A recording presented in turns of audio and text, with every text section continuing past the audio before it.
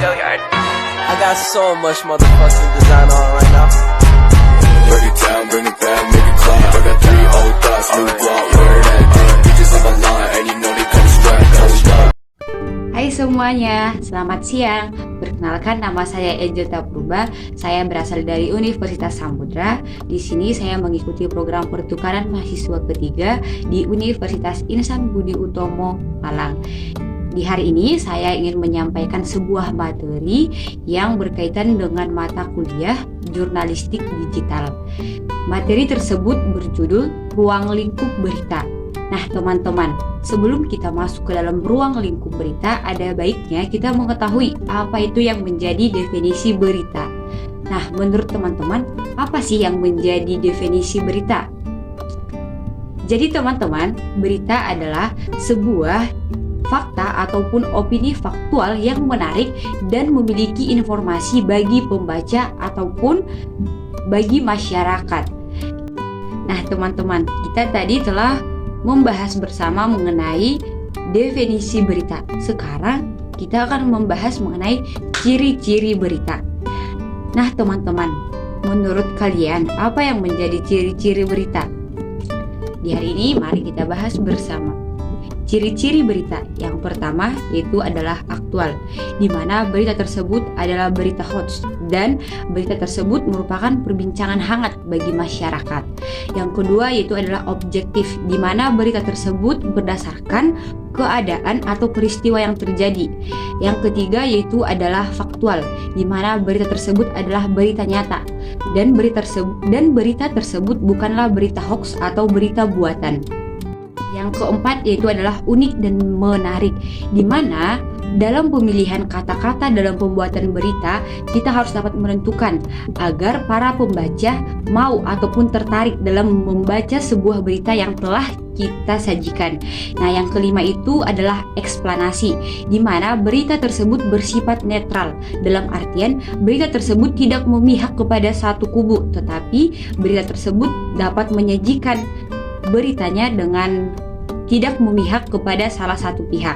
Yang keenam yaitu adalah kronologis peristiwa, di mana berita tersebut memaparkan beritanya berdasarkan sistematika ataupun berurutan, seperti di mana berita tersebut terjadi, kapan, dan apa yang menjadi isi dalam berita tersebut. Dan yang terakhir yaitu adalah pemilihan kata baku dan komunikatif, dalam artian mengapa berita harus menggunakan kata baku, agar berita tersebut dapat dipandang dengan baik dan berita tersebut tidak dianggap menjadi sebuah berita ataupun menjadi sebuah karangan bebas bagi masyarakat yang membaca. Kemudian kita akan membahas mengenai unsur daya tarik berita. Unsur daya tarik berita terbagi menjadi 6 bagian. Yang pertama itu adalah ketermasan atau ketepatan waktu. Dalam artian sebuah berita sangat berkaitan dengan waktu. Jadi supaya pembaca ataupun pendengar dalam berita dapat mengetahui kapan peristiwa berita tersebut terjadi. Apakah berita tersebut terjadi pada masa lampau, masa sekarang? Nah, jadi waktu sangat diperlukan dalam daya tarik berita. Yang kedua yaitu adalah kedekatan. Kedekatan ini dibagi lagi menjadi 2. Ada kedekatan geografis dan kedekatan psikologis. Yang menjadi kedekatan geografis, di mana berita tersebut harus mengetahui di mana tempat ataupun lokasi terjadinya suatu peristiwa. Yang kedua tadi yang termasuk ke dalam kedekatan psikologis, di mana berita tersebut harus berisikan ataupun berkaitan dengan kebutuhan atau pola pikir serta perasaan.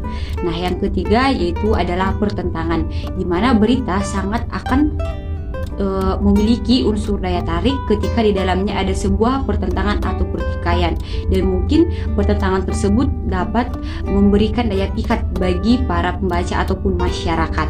Yang keempat adalah keunggulan dan keutamaan.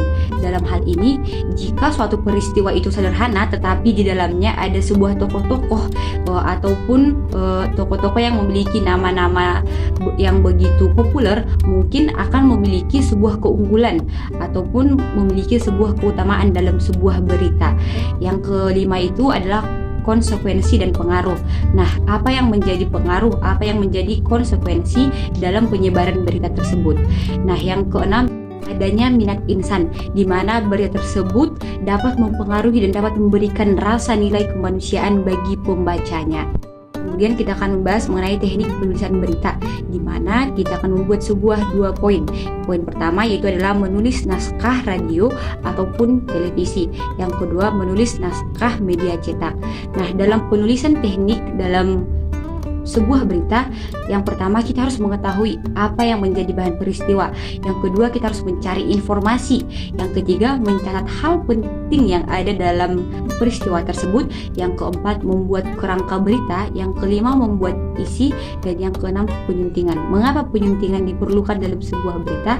Untuk menghindari adanya kesalahan dalam penulisan. Kita telah membuat 2 poin penting atau 2 poin kecil, yaitu menulis naskah radio maupun televisi, dan yang kedua menulis naskah media cetak.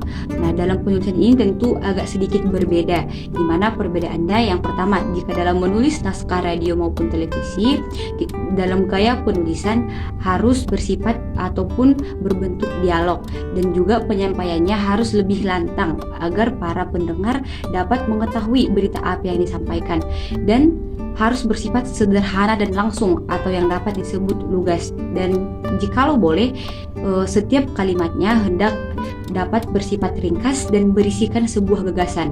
Dalam media cetak, penggunaan kata-katanya yang digunakan harus lebih bersifat baku dan diharapkan tidak bertele-tele agar para pembaca tidak kesulitan dalam memahami berita yang disampaikan. Nah, kita telah sampai pada materi terakhir, yaitu adalah jenis berita.